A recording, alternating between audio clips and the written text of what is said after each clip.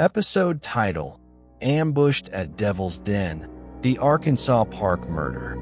They thought it would be a weekend to unplug and unwind, but for the Blinks family, Devil's Den State Park would become a name far too fitting. A sanctuary turned hunting ground, and a killer hiding in plain sight. It was the last weekend of July, 2025.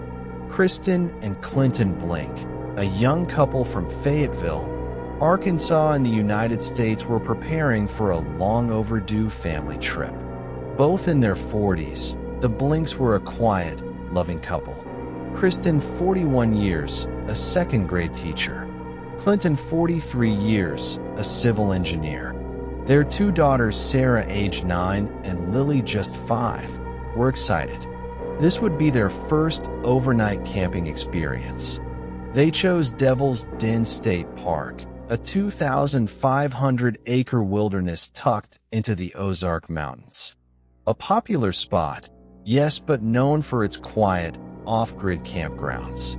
Emily had even joked to her sister, "No Wi-Fi, no work emails, just trees and marshmallows LOL." They arrived Friday evening with their setup camp near a trail known as Butterfield Loop. Their campsite was barely visible from the main road, isolated but legal. Another camper saw them grilling hot dogs, the kids running in circles with flashlights. It was just another peaceful evening under the stars. Until it wasn't. Sometime between 8:30 and 9:15 p.m. it happened. Witnesses from a nearby trail heard what they first thought were firecrackers. Then silence. Total unnatural silence. It would take about hours before anyone knew what had occurred. After about 4 to 6 hours, another hiker named Jake Ramirez discovered something strange. Two children, shoeless, crying, covered in dirt, wandering near a ravine. According to police investigations, the husband, Ryan, must have told the wife to take the kids to safety as he fended off the attacker. Emergency services were called. Rangers followed the kids' directions back to the campsite, and there they found them. Kristen and Clinton Blinks were both lying on the ground, each with knife stabs. No signs of theft. Food still on the table. Cooler untouched. Backpacks zipped. It was meant to be an execution. Their children had witnessed everything. Later interviews revealed a terrifying detail. They remembered seeing a man, with no clear face, step out of the trees. He didn't speak. He didn't threaten. He just attacked them. Arkansas State Police launched a full-scale manhunt with a little description given by the kids while trying to get a close security footage around the park. Every known trail in the area was canvassed. Locals were questioned. Drone footage was analyzed. Until a ranger pulled a trail cam from a tree less than 300 yards from the Blinks camp. The footage was grainy but chilling. A man in a dark hoodie, gloves, and cargo pants is seen walking toward the campground at 8:54 p.m. He returns less than 30 minutes later. This time, he's jogging. Authorities released stills to the public and offered a $25,000 reward. But it would be an anonymous tip that cracked the case. As the police authorities kept on trailing on a suspect identified to be Andrew James McGann, 28 years.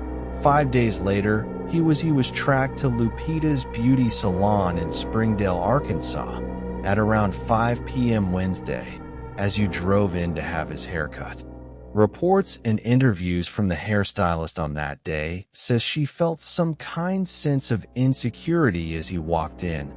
His eyes looked soulless, and he ordered not to cut off his hairs covering his eyes on his face. Meanwhile, the police authority have tracked his car, pinpointing him to be in the salon as his car was parked right in front. A few minutes later, as he was having the cut, when two deputies burst in and ordered him to the ground, even while not done yet, he didn't resist. According to the hairstylist, McGann said one thing before they cuffed him: "I shouldn't have gone back for the knife." Meanwhile, in his black car parked outside, police found a 9mm handgun, a blood-stained hunting knife, unregistered camping gear, a burner phone. Forensics later matched his blood from the one on the crime scene. The public wanted answers, but little is known about McGann. A drifter, no known address, no clear employment, no prior criminal history. Some believe he had been living off-grid in the park for days or even weeks. Detectives say his camping setup was found not far from the scene, well hidden in a ravine, with journals full of cryptic entries and survival notes. Some entries reference watching the fires and cleansing rituals. No solid motive has been established. No connection to the Blinks family has been found. And McGann? Andrew McGann has been formally charged with 2 counts of capital murder and is being held without bond in Washington County Jail waiting for conviction. The Blinks daughters are now with extended family and receiving trauma support. Locals say they'll never look at Devil's Den State Park the same way again. The state of Arkansas is considering pursuing the death penalty. And for many and many rumors, one question still haunts. Was this McGann's first time, or just the first time he got caught? And will the Blinks family get the justice they deserve? 2 lives lost, 2 young hearts left behind, a killer in the woods, caught but silent, and a motive still buried in shadows in a world where evil doesn't always leave fingerprints. Don't forget, this is Tales of Crime and Mystery, your favorite storytelling and informative channel for true life crimes. Subscribe for more, because some stories don't end, they just go quiet.